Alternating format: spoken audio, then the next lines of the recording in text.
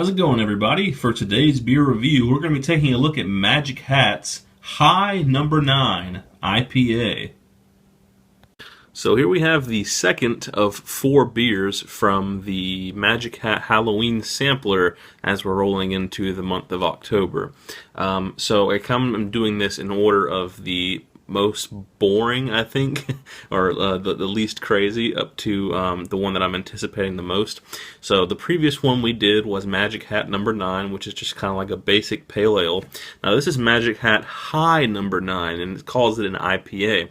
So it may be like similar to the number 9 as a pale ale, but with a lot more hops, enough to call it an IPA. I don't know, but anyway, it's my first time having this. The number 9 I've had plenty of times. This High number 9, never had it.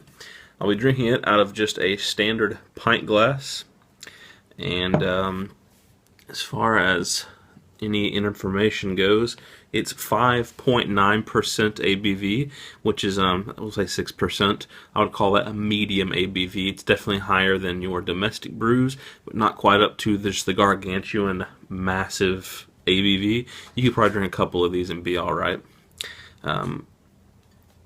It says a bittersweet blend, and that's really all there is as far as information goes. So, let's take the cap off, give it a smell and taste, and see what it's all about.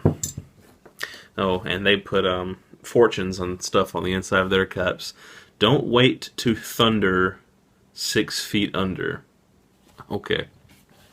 Straight out of the bottle, it pours just a slightly touch of golden orange. I'm going to pour this down the center and see if I can get some head on this. Poured about a finger of just slightly off-white yellowish head into the light. It is like gold with just a light touch of honey or a light touch of orange in it. The head is actually decently thick and creamy, but there's not too terribly many bubbles streaming up, so I don't know if it'll stick around for very long or not, but let's give it a smell. I'm not digging the smell on this. No, I don't like the smell of this at all. It smells like a...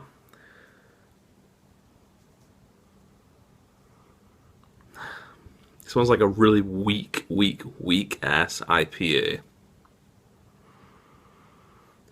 If I didn't know any better, I would think I was smelling a Keystone at a urinal. I'll be honest with you.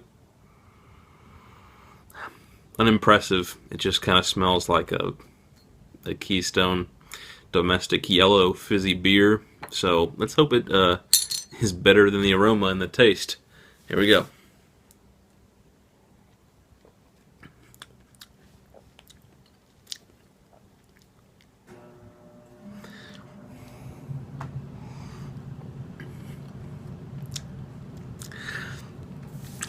Imagine, I'm serious here, it tastes like a really bitter Keystone. Now, I'm not going to knock it for being bitter. I love bitter beers, but you can't just say, here's a beer and here's some bitterness thrown in there. There has to be a reason that adds bitterness, such as hoppy bitterness, malty bitterness, chocolate or coffee bitterness in your stouts, pineapple, apple, grapefruit bitterness, citrus bitterness, some kind of bitterness. This is just like bitterness, like, let me spray some Windex on your tongue real quick. It's bitter. Chemically, it's bitter. It's metallic. It's gross. It's very gross. Probably the worst beer that I've had from Magic Hat ever. Magic Hat's been a pretty solid brewery for me, but that's just gross. It's very metallic. It tastes like just chemical bitterness.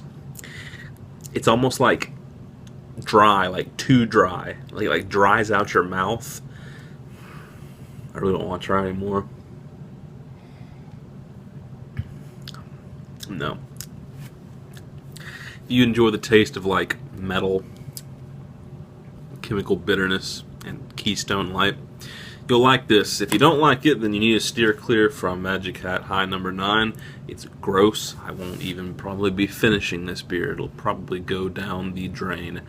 Anyway, hopefully we will have better beers from the Halloween sampler. That's only, what, 2 out of 4? One was good, the other awful. So it's got 2 more chances. As it is now, it can make a 75 out of 100, and that's not bad. 3 out of 4 is not bad odds. So let's hope the other 2 from the Halloween sampler are much better than this. This gets a 0 as far as I'm concerned. It's awful. Anyway, hope you guys enjoyed the review. Let's hope the next beer is better than this. And as always, stay tuned for the next one.